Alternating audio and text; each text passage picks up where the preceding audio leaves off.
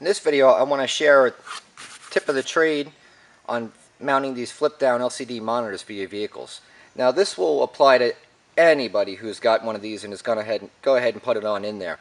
Now, I got a question from one of my subscribers. Basically, the story is that he has a monitor, something similar to this one here. This here is a 12-inch all-in-one DVD TV combo. Problem is that he doesn't have the bracket. Now you can see that there's 4 holes which are designed to be used with the corresponding mounting bracket which would come with this unit.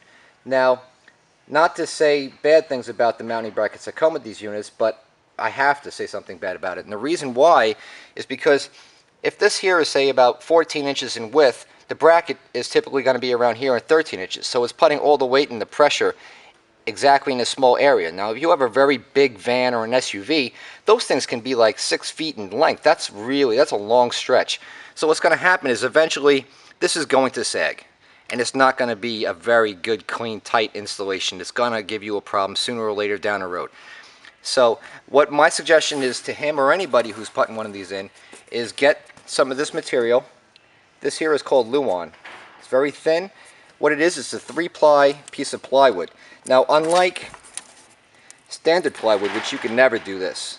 Now, this is important that it does bend this way because the contours in most vehicles is going to have some level of degree on the outer edges, and it's going to come in on the middle. Now, the good thing about this Luan is that you have a grain which goes horizontally. In the middle, there's another grain which goes vertically, and on the back, it's going horizontally again. So this is unlike many other types of plywood. And not only that, not this one per se, but most of the Luan that I buy has almost like this string kind of stuff inside. So it actually gives it almost like a fiberglass type of density, and makes it for a nice rigid installation. Now, the good thing about this is that it weighs almost next to nothing. And what you do is just place it in the back. I would measure your roof right before it starts to get funky with how it comes down. Make it as wide as you possibly can. Slide this up over the headliner. Have a buddy hold this underneath in a placement where you should have, you know, the marks for where your holes are going to be. Have it lined up in position, ready to go. Then just have yourself slide this up in there, and then just join the two together. Coarse thread drywall screws work fantastic. Just get that in there, and once this goes in, it's going to suck that Luan right to it. And this thing, I'm going to tell you right now, is not going to move. This thing is going to be tight, and it's going to stay tight.